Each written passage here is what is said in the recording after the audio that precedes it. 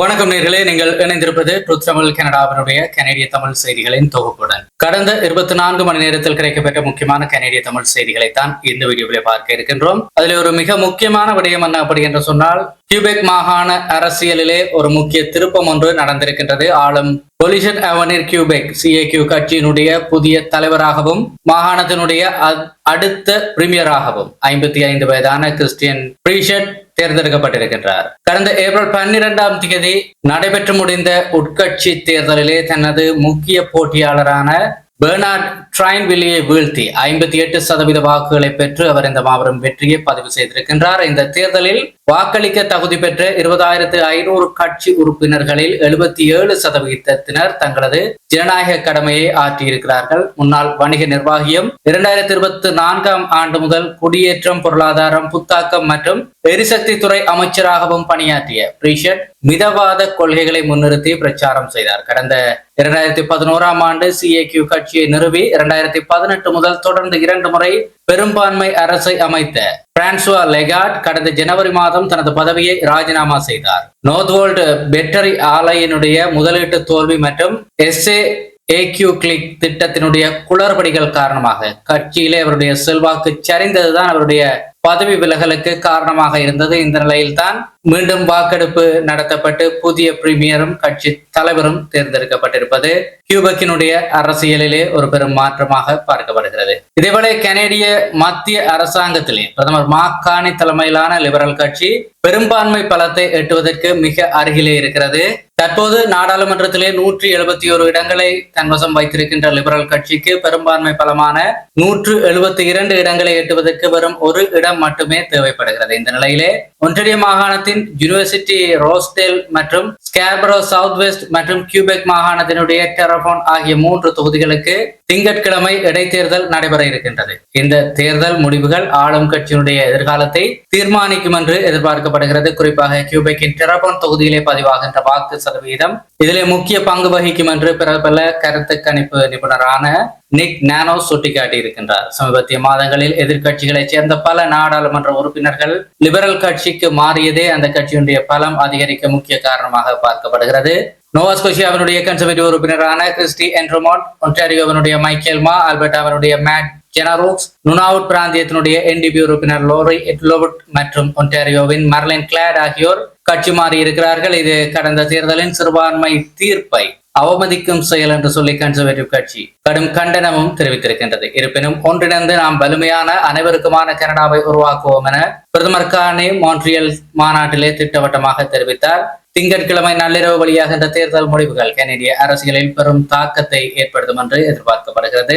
இதேவேளை சமீபத்திலே கன்சர்வேட்டிவ் கட்சியிலிருந்து லிபரல் கட்சிக்கு மாறிய நாடாளுமன்ற உறுப்பினர் மார்லின் கிளாடு தான் ஆளும் கட்சிக்கு மாறியதன் மூலம் தனது சார்னியா லாம்ப்டன் பிகேச்வானாங் தொகுதிக்கு கூடுதல் வளர்ச்சி நிதி கிடைக்க வாய்ப்பு இருப்பதாக தெரிவித்திருந்தார். இது தற்போது பெரும் விவாதத்தை கிளப்பி இருக்கின்ற நிலையிலே குளோபல் நியூஸ் நிறுவனம் கடந்த 2011ஆம் ஆண்டு முதல் செய்யப்பட்ட 4131 நிதி ஒதுக்கீட்டு அறிவிப்புகளை, அதாவது மொத்தமாக $20.5 பில்லியன் மதிப்பிலான அறிவிப்புகளை விரிவாக ஆய்வு செய்திருக்கின்றது. இந்த ஆய்வு முடிவுகள் மிகவும் ஆச்சரியம் அளிக்கும் வகையிலே அமைந்திருக்கின்றது. பெரும்பான்மை நாடாளுமன்றம் அமைகின்ற போது ஆளும் கட்சியின் வசமுள்ள தொகுதிகளுக்கு அதிக நிதி செல்வது வழக்கம் என்றாலும் சிறுபான்மை அரசாங்கம் அமையும் போது அது ஆச்சரியப்படும் வகையிலே எதிர்கட்சிகளின் தொகுதிகளுக்கு அதிக திட்டங்களை ஒதுக்கி இருக்கின்றது. மர்லின் கிளாடுவின் தொகுதி கடந்த 2025ஆம் ஆண்டு முதல் $26.8 மில்லியன் மதிப்பிலான 19 திட்டங்களை பெற்றிருக்கின்றது. இது சராசரியை விட அதிகமான திட்டங்களின் எண்ணிக்கை என்றாலும் ஒதுக்கப்பட்ட நிதியின் அளவு தேசிய சராசரியை விட குறைவு என தரவுகள் தெரிவிக்கின்றது. அரசியல் லாபத்திற்காக நிதி ஒதுக்கப்படுகிறதா என்கின்ற விவாதம்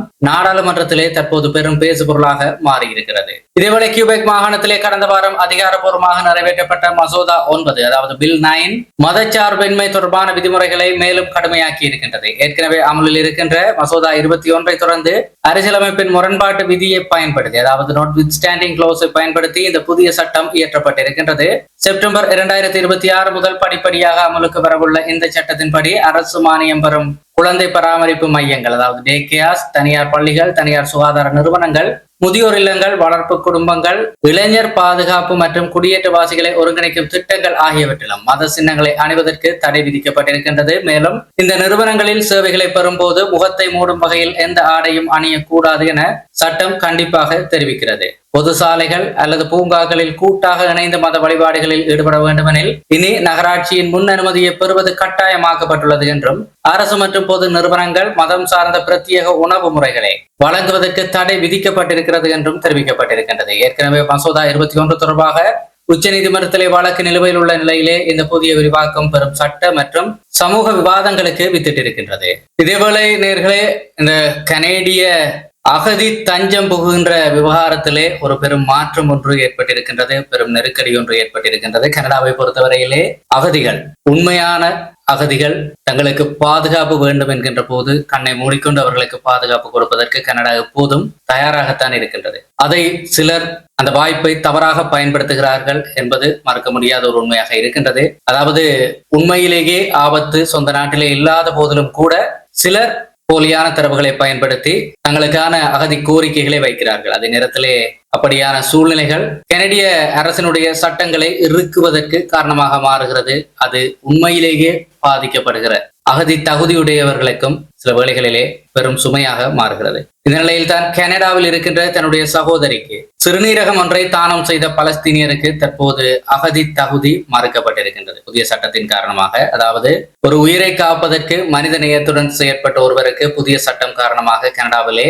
அகதியாக தஞ்சம் புகுவதில் மாபெரும் சிக்கல் ஏற்பட்டிருக்கிறது. கடந்த 2023ஆம் ஆண்டு ஆகஸ்ட் தொடக்கம் செப்டம்பருக்கு இடையிலான காலகட்டத்திலே கனடாவிற்கு வந்து தன்னுடைய சகோதரிக்கு சிறுநீரக தானம் செய்த முகமது அல் ஹிந்து எனப்படுகின்ற பலஸ்தீனிய குடிமகன் தற்போது பில் C-12 அகதிகள் சட்டத்தின் ஒரு வருட விதியின் காரணமாக வெளியேற்றப்படுகின்ற ஒரு அபாயத்திலே இருக்கின்றார். போர் மேகங்கள் சூழ்ந்த காசாவில் இருந்து தப்பித்து 2025 அவர் மீண்டும் கனடாவிற்கு வந்தார்.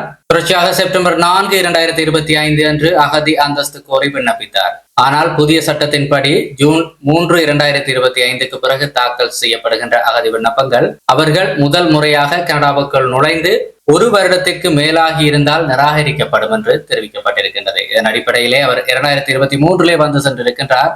இதன் காரணமாக அவருடைய விண்ணப்பம் நிராகரிக்கப்படுகின்ற ஒரு சூழல் ஏற்பட்டிருக்கின்றது. இதன் அடிப்படையில் குடியுரிமை மற்றும் குடிவரவுத்துறை IRCC ஏப்ரல் 2, 2026 அன்று அவருக்கு நோட்டீஸ் அனுப்பி இருக்கின்றது. இதேவேளை தொடர்பாக அவர் தெரிவிக்கையிலே, நான் 2023 ஒரு உயிரை காப்பாற்றுவதற்காக மட்டுமே கனடா வந்தேன். அப்போது இங்கு நிரந்தரமாக தங்கும் எண்ணம் எனக்கு துளியும் இல்லை என்று அல் ஹிந்தி வேதனையுடன் தெரிவித்தார். ஏப்ரல் 23ஆம் தேதிக்குள் அவர் விளக்கம் அளிக்க வேண்டிய கட்டாயத்திலே இருக்கின்றார். நாடு முழுவதும் சுமார் 30,000 அகதிகள் இந்த புதிய விதியினால் பாதிக்கப்படலாம் என்று தற்போது அஞ்சப்படுகிறது.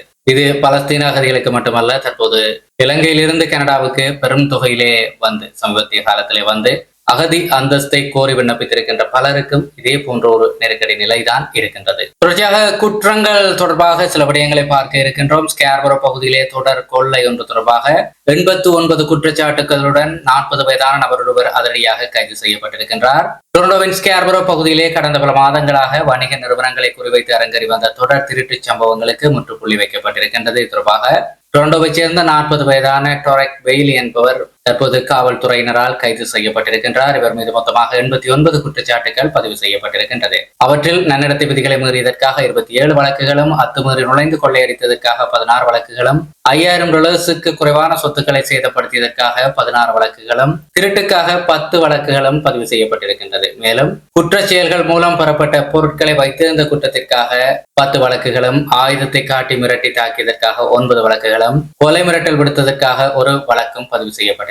கடந்த நவம்பர் 2025 முதல் ஏப்ரல் 2026 வரை விக்டோரியா பார்க் பகுதியிலே இருக்கின்ற பல கடைகளை தான் இவர் முக்கிய இலக்காக வைத்து செயற்பட்டிருந்திருக்கின்றார். இந்த நிலையில் தான் கடந்த சனிக்கிழமை இவரது கைது அறிவிக்கப்பட்டிருந்த நிலையில் தொடர்பான மேலதிக சட்ட நடவடிக்கைகள் நீதிமன்றத்திலே தொடர்ந்து வருகிறது. இதேவேளை நேர்களே, ஒன்டாரியோவின் சார்னியா பகுதியில் இருக்கின்ற லாம்டன் கல்லூரியுடன் தொடர்புடைய லயன்ஸ்டன் விடுதியிலே ஏப்ரல் 10, 2026 அன்று அதிகாலை 1 மணி அளவிலே பயங்கரமான துப்பாக்கிச் சூடு ஒன்று அரங்கேறியது. இந்த கொடூர தாக்குதலில் சார்னியாவை சேர்ந்த 20 வயதான டேன் நிஸ்பட் என்கின்ற இளைஞர் பரிதாபமாக உயிரிழந்தார். மேலும் 2 படுகாயமடைந்த நிலையிலே மருத்துவமனையில் அனுமதிக்கப்பட்டிருக்கிறார்கள். போலீசார் தொடர்பாக மேலதிக விசாரணைகளை மேற்கொண்டு வருகிறார்கள். இந்த சம்பவத்துடன் தொடர்புடையதாக சந்தேகிக்கப்படுகின்ற லண்டனைச் சேர்ந்த 24 வயதான கியாவ் சின்டோ என்பவர் தற்போது காவல்துறையினரால் தீவிரமாக தேடப்பட்டு வருகிறார். இத்துடன் இன்றைய நாளுக்கான கனடிய செய்திகளுடைய தொகுப்பு முடிவுக்கு வருகிறது. நேர்களே, தொடர்ச்சியாக செய்திகளை உடனுக்குடன் பெற்றுக்கொள்ள சேனல் மறக்காம சப்ஸ்கிரைப் செய்திருப்பதோடு நம்முடைய கனடிய செய்திகளுக்கான வாட்ஸ்அப் குழுவில் இணைந்திருப்பதை உறுதிப்படுத்திக் கொள்ளுங்கள்.